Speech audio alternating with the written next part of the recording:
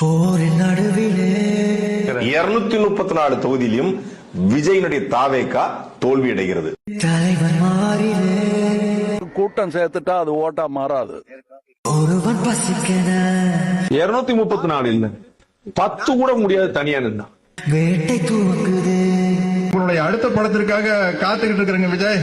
நரிகள் கூட்டமோ அரசியல் அப்படியே முதல்வராயிட்டு வழியில் கிடக்குது. சினிமாக்கார வந்தா ஜெயிச்சான் அப்படிங்கிற வரலாறு கடைசியா எம்ஜிஆருக்கு மட்டும் தான் இருக்கும். நீங்க எழுதி வச்சுக்கோ. குருதியாட்டமோ காட்டு நடக்குது.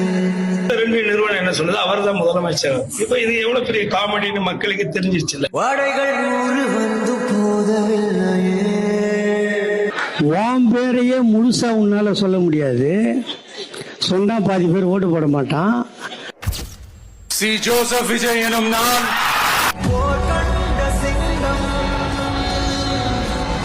தமிழ்நாட்டு அரசின் முதலமைச்சராக உறுதிமொழிகிறேன்.